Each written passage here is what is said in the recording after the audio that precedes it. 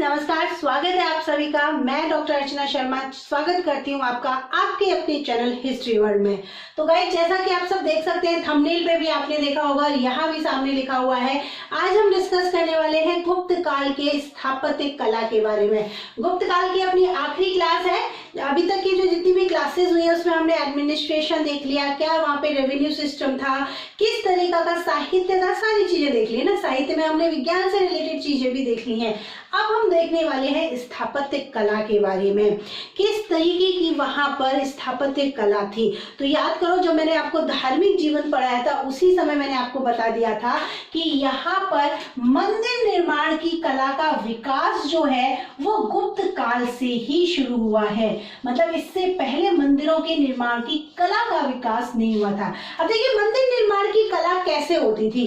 शुरू में अगर हम देखें तो एक चबूतरे पर एक सादा सा कमरा बना हुआ होता था और जहां पर संबंधित देवी देवता की मूर्ति होती थी। ठीक है, एक चबूतरे पर एक कमरा टाइप में होता था जिस पर देवी देवता की मूर्ति होती थी।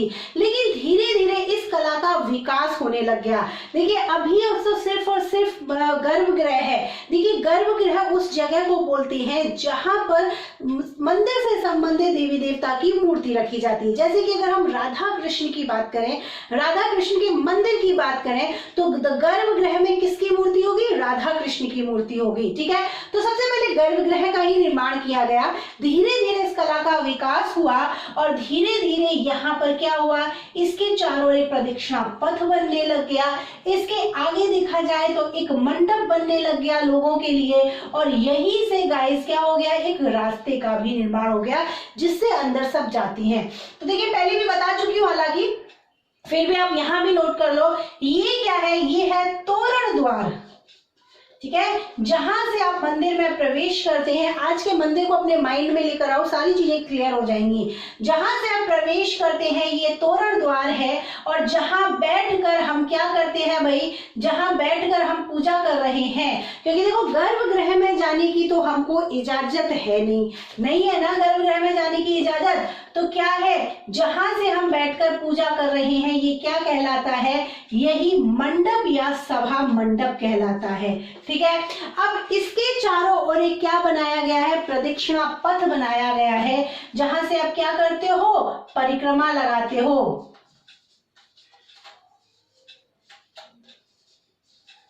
जहां से आप परिक्रमा लगाते हो और देखिए इसी के ऊपर आगे क्या कर दिया, यहाँ पर शिखर का निर्माण करना भी शुरू कर दिया।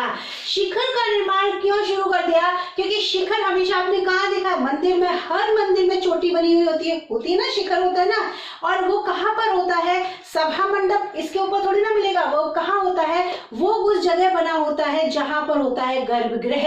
अब भाई गर्भगृह की सर्वोच्चता स्थापित करने के लिए कि भाई पूरे मंदिर में सबसे सर्वोच्च स्थान या सबसे पवित्र स्थान है तो वो कौन सा है। देखिए, मंदिर तो वैसे अपने आप में पवित्र स्थान हो जाता है, लेकिन अगर हम पूरे मंदिर की बात करें तो पूरे मंदिर में सबसे अधिक पवित्र स्थान होता है ये गर्भगृह। और इसी को प्रूव करने के लिए, इसी को साबित करने के लिए शिखर का निर्माण करवाया गया।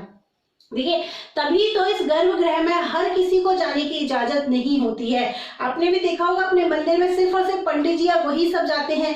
अपन लोग हर कोई इस मंदिर में, इस गर्भगृह में प्रवेश नहीं कर सकता। और यहाँ जाने की भी कई सारी कंडीशंस होती हैं। जैसे आपके पास में कोई चमड़े की चीज नहीं होनी चाहिए होती ना, बेल्ट वगैरह लगाया होता है तो अपन उसको खोल के मंदिर में जाते हैं, बॉयज लोग होते हैं तो जाते हैं ना। तो इसीलिए इसकी क्योंकि सब कुछ, यहाँ तक तो आप बेल्ट लगा कर आ जाओगे, चमड़े की चीज लेके यहाँ तक तो आ सकते हो, लेकिन यहाँ नहीं जा सकते, चाहे वो पंडित जी हो, चाहे पंडित की फैमिली से कोई हो, चाहे कोई भी और अन्य व्यक्ति हो, सबके लिए रूल्स सेम टू सेम रहेंगे। तो इसीलिए इसकी सर्वोच्चता स्थापित करने के लिए क्या करने लगे, शिखर का निर्माण करने लगे। और गाइस, सबसे पहले शिखर का निर्माण किया गया है देवगढ़ के दशावतार मंदिर में। देवगढ़ के दशावतार मंदिर में सबसे पहले शिखर का निर्माण किया गया है। ठीक है, सबसे पहले शिखर का निर्माण कहां पर किया गया, देवगढ़ के दशावतार मंदिर में। जहां पर इस मंदिर में है क्या, किसकी मूर्ति है, तो भगवान विष्णु की मूर्ति है जो कि शेष शैया पर सोए हुए हैं। भगवान विष्णु की मूर्ति है, भगवान विष्णु की शेष शयी मूर्ति। ये शेष शैया पर, शेषनाग की सैया पर, सैया मतलब उनका बेड तो वही है भैया, भगवान विष्णु तो शेषनाग की सैया पर ही सोते हैं। तो इनकी ये मूर्ति है किसमें, इस दशावतार मंदिर में। कहां पर है, देवगढ़ का दशावतार मंदिर, और देवगढ़ कहां पर है, झांसी में। ठीक है, चलिए अब क्या होता है, देखो आगे चलकर धीरे धीरे अब कला का तो विकास हो ही रहा है। यहाँ पर दरवाजे पर और इन जगह क्या होने लग गया है, अन्य लोगों की, अन्य देवी देवताओं की मूर्तियां बनने लग गई। इनके दरवाजों पर मूर्तियां बनने लगी, मतलब चित्र बनाने लग गए, जैसे कि मकर वाहिनी गंगा है, पूर्व वाहिनी यमुना है, इनकी मूर्तियां यहाँ पर या इनके चित्र यहाँ पर बनाने लग गए। अब धीरे धीरे अलंकरण किया जा रहा है। अब देखिए यहीं पर सबसे पहले मेहराब का प्रयोग किया गया। अब देखिए मेहराब का प्रयोग, एग्जाम में क्वेश्चन कौन सा आता है, देखिए यही आ सकता है कि सबसे पहले शिखर का निर्माण किस मंदिर में हुआ था, तो देवगढ़ के दशावतार मंदिर में। अब मेहराब की बात करें तो सबसे पहला मेहराब किस मंदिर में बना है, तो ये देखो लक्ष्मण मंदिर है, और ये कहाँ का है लक्ष्मण मंदिर, सिरपुर का। कहाँ का है, सिरपुर। सिरपुर का लक्ष्मण मंदिर है जहां पर सबसे पहले मेहराब का प्रयोग किया गया है या मेहराब का निर्माण किया गया है। सॉरी, ये सिरपुर का नहीं है, ये भीतर गांव का है। सिरपुर का लक्ष्मण मंदिर अलग है, वो ये वाला नहीं है, सिरपुर का नहीं, ये भीतर गांव का मंदिर है। भीतर गांव का मंदिर जो कि सबसे पहले ईंटों का बना हुआ मंदिर है। ठीक है, अब ये जो है ना, ये क्वेश्चन दो तरीके से आपसे पूछ सकते हैं, एक तो मेहराब का भी पूछ सकते हैं, दूसरे सबसे पहले गुप्त काल में सबसे पहले ईंटों से बना हुआ मंदिर भी आपसे पूछ सकते हैं। तो कौन सा आंसर है, भीतर गांव का लक्ष्मण मंदिर। अच्छा, सिरपुर का भी एक मैंने मंदिर बनाया था आपको, ये भी है।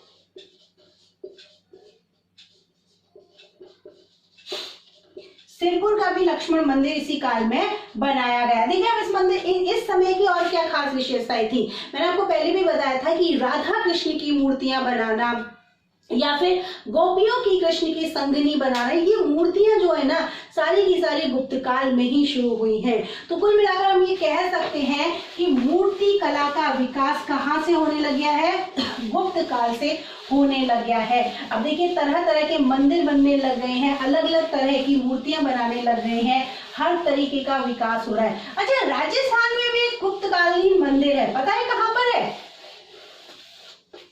कहाँ पर है, कोटा में। कहां पर है, राजस्थान में अगर हम बात करें तो कोटा में है, और कोटा में कहां पे, मुकुंद दर्रा।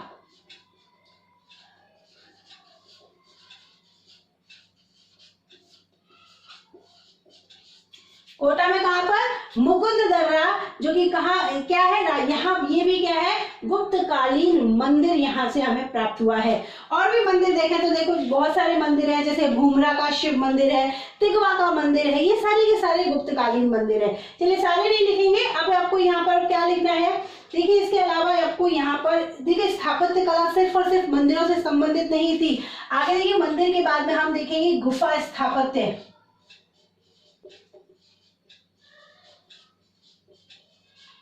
गुफा स्थापत्य जिसको क्या बोलते हैं, गुहा स्थापत्य भी बोलते हैं, क्योंकि गुहा जो शब्द है वो गुफाओं के लिए ही यूज किया जाता है। ठीक है, अशोक के टाइम पे पढ़ा था ना गुहा लेख, तो उसी तरीके से गुफा स्थापत्य। तो देखिए कई सारी गुफाएं यहाँ पर हमें इस काल की मिलती हैं, जैसे कि सबसे पहले शुरुआत करते हैं गुफा स्थापत्य में उदयगिरी की गुफाएं।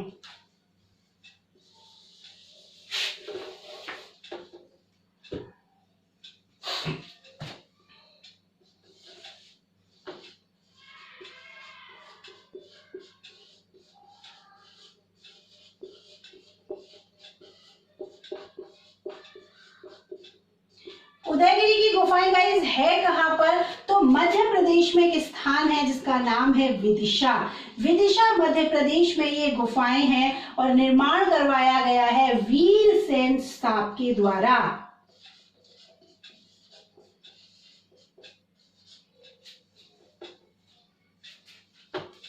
ठीक है, चलिए नेक्स्ट देखते हैं। अच्छा, ये जो गुफाएं हैं, यहाँ आप देखो हर गुफा में आपको ये भी याद रखना है कि उस गुफा के बारे में हम क्यों लिख रहे हैं, क्यों पढ़ रहे हैं। तो देखिए यहाँ से हमें क्या मिला है, वराह भगवान की मूर्ति मिली है। हर गुफा की कुछ ना कुछ तो खास बात होगी ना। यहाँ से हमें क्या मिला है, वराह भगवान भगवान की मूर्ति मिली है। चलिए नेक्स्ट देखते हैं मंदरगिरी की गुफाएं।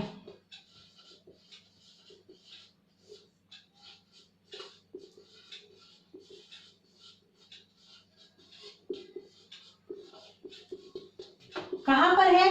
भागलपुर बिहार।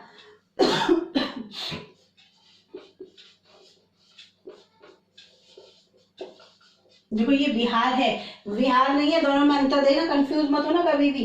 अब देखिए इसके लिए हम क्यों बात कर रहे हैं, यहां से हमें क्या मिला है, तो यहां से भगवान नरसिंह की मूर्ति हमें प्राप्त हुई है।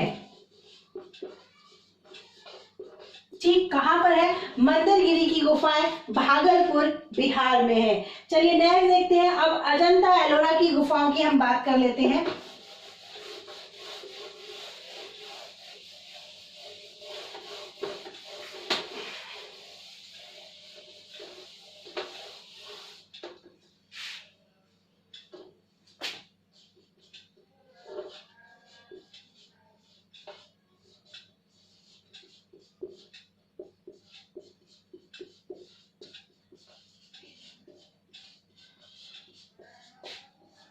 कहां पर है पता है ना?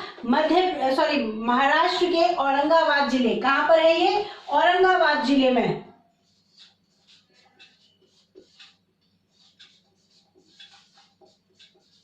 ठीक है, कहां पर है? महाराष्ट्र के औरंगाबाद जिले में। अब देखिए सब ये दोनों अलग अलग है, इनको एक समझने की गलती मत करना कि एक ही गुफा है जिसके दो नाम है। ये दोनों अलग अलग हैं, दोनों एक साथ इसलिए लिखी है क्योंकि दोनों कहां पर मिलती है? औरंगाबाद में मिलती है, महाराष्ट्र के। लेकिन दोनों की अलग अलग खास विशेषताएं। देखिए हम अजंता की बात कर लेते हैं सबसे पहले। तो अजंता में हमें चैत्य और विहार दोनों देखने को मिलती है। इस गुफा में हमें चैत्य और विहार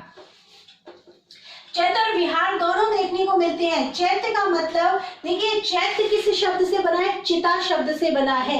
मतलब जहां पर भगवान बुद्ध के जो ये भिक्षु थे, मतलब ये बौद्ध भिक्षु जो थे, जहां भगवान बुद्ध की उपासना किया करते थे, वो तो कहलाता है चैत्य। और जहां पर ये लोग निवास किया करते थे वर्षाकाल के दौरान, वो क्या कहलाता है? वो विहार कहलाता है। ठीक है, अब देखिए नेक्स्ट है और एलोरा की गुफाएं। तो एलोरा की गुफाएं में देखिए हमें क्या मिलती है? एलोरा की गुफाएं जो है गाइस, 3 धर्म से संबंधित है। अब 3 धर्म से संबंधित देखो, टोटल गुफाएं कितनी है? 39 गुफाएं हैं, सॉरी 34। कितनी है? टोटल 34 गुफाएं हैं। ठीक, अब देखिए मैंने क्या बताया, 3 धर्म से संबंधित है। कैसे कैसे? देखो याद रखो, 1 से 12 गुफा जो है वो किससे संबंधित है? बौद्ध धर्म से संबंधित है। 1 से लेकर 12, टोटल कितनी गुफाएं हैं? 34 गुफाएं हैं। तो 1 से लेकर 12 जो गुफाएं हैं वो कितनी है? बौद्ध धर्म से संबंधित है। फिर है 13 से लेकर 28 जो गुफाएं हैं वो हिंदू धर्म से संबंधित हैं। अब बची 5, कौन सी? 29 से लेकर के 34। गाइज ये जो गुफाएं हैं ना, ये जैन धर्म से संबंधित हैं। ठीक है, क्लियर हो गया यहाँ तक? ये जो गुफाएं हैं 3 धर्म से संबंधित है। 1 से 12 जो गुफा है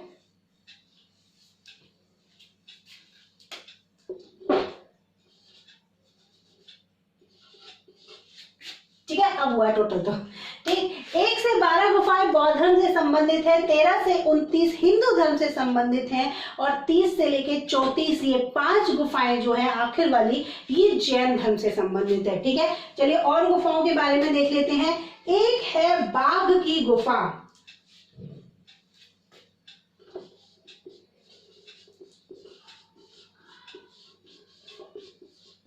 अब देखिए बाघ की गुफा जो है ये कहां पर है?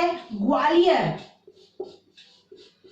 अब देखिए इस गुफा में क्या खासियत है, तो मनुष्य जीवन से संबंधित, मतलब मनुष्य के लौकिक जीवन से संबंधित चित्र यहाँ पर हमें देखने को मिलते हैं। देखिए लौकिक और पारलौकिक 2 होते हैं। लौकिक मतलब इस जीवन से संबंधित और पारलौकिक मतलब हम मरने के बाद की जो बातें करते हैं वो। तो इस गुफा में हमें मनुष्य के इस जीवन से, लौकिक जीवन से संबंधित कुछ चित्र देखने को मिलते हैं। चलिए ये तो बात हुई गुफाओं की। इसके बाद में हम बात कर लेते हैं स्तूपों के बारे में। भाई 2 स्तूप हमें खासकर यहाँ पर मिलते हैं। एक तो है सारनाथ का धमेक स्तूप।